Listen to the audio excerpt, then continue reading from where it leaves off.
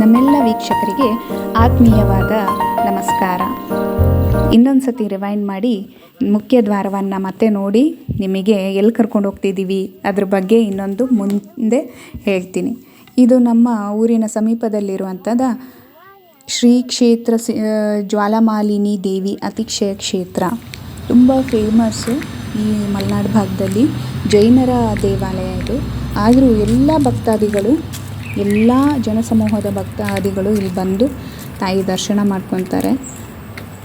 ಇಲ್ಲೇ ಒಂದು ಬಲಭಾಗಕ್ಕೆ ವಿಶಿಷ್ಟವಾದ ಮರ ಇದೆ, ಲಿಂಗದ ಹೂವಿನ ಮರ ಅಂತ ಹೇಳ್ತಾರೆ.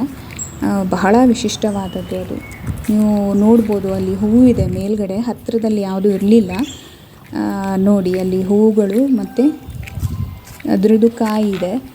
ಸೊ ಇದು ಇಷ್ಟು ದೇವಸ್ಥಾನದ ಹೊರಾಂಗಣ.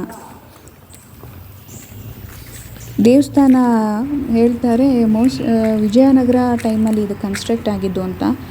ಬಟ್ ನನ್ನ ಅಜ್ಜಿ ಹೇಳ್ತಾಯಿದ್ರು, ಇದು ಒಂದ್ಸಲಿ ಜ್ವಾಲಾಮಾಲಿನಿ ತಾಯಿ ಪಲ್ಲಕ್ಕಿಯಲ್ಲಿ ಹೊರಡ್ತಾ ಇದ್ರಂತೆ.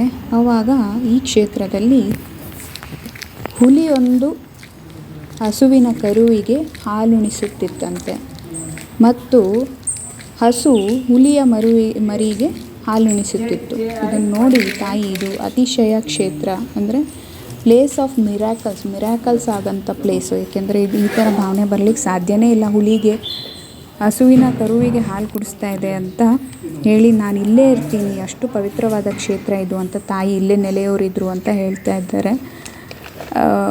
ದೇವಸ್ಥಾನದವ್ರದ್ದು ಯಾವ ರೀತಿ ಇದೆ ಅಂತ ಗೊತ್ತಿಲ್ಲ, ಬಟ್ ಇಲ್ಲಿ ಲೋಕಲ್ ಎಡ್ಸ್ ಆಗಿರೋರು ನಮ್ಮ ಅಜ್ಜಿ ಅವರು ಆ ರೀತಿ ಹೇಳಿದರು, ಈ ದೇವಸ್ಥಾನ ಹೆಂಗೆ ಇಲ್ಲಿ ಬಂತು ಅಂತಂದಾಗ.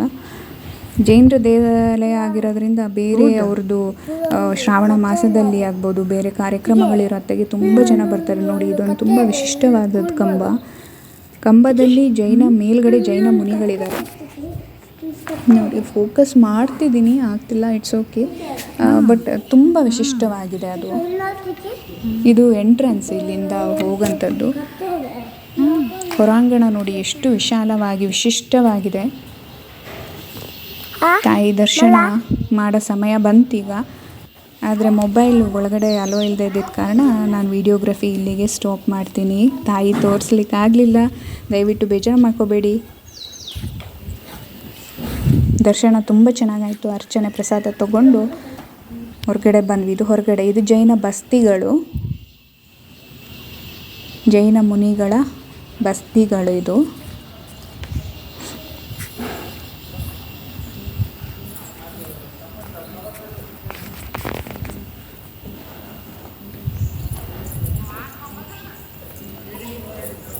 ತುಂಬ ವಿಶಿಷ್ಟವಾದ ಜಾಗ ಇದು. ನವರಾತ್ರಿಯಲ್ಲಿ ಅಂತೂ ತುಂಬ ಪೂಜೆ ಆಗುತ್ತೆ. ನೋಡೋಣ ತಾಯಿ ದರ್ಶನಕ್ಕೆ ಸಿಗ್ತಾರ, ದೂರದಿಂದನಾದರೂ ಫೋಕಸ್ ಮಾಡೋಣ ಅಂತ. ಸಿಗ್ತಾ ಇಲ್ಲ, ಸ್ವಲ್ಪ ಬ್ಲರಾಗಿ ನಂಗಿಲ್ಲಿ ಕಾಣಿಸ್ದೆ, ಬಟ್ ವಿಡಿಯೋದಲ್ಲಿ ಬರ್ತಾ ಇಲ್ಲ. ಹಾಗಾಗಿ ನಾನು ಇಂಟರ್ನೆಟ್ಟಿಂದ 2 ಇಮೇಜಸ್ನ ನೋಡಿ.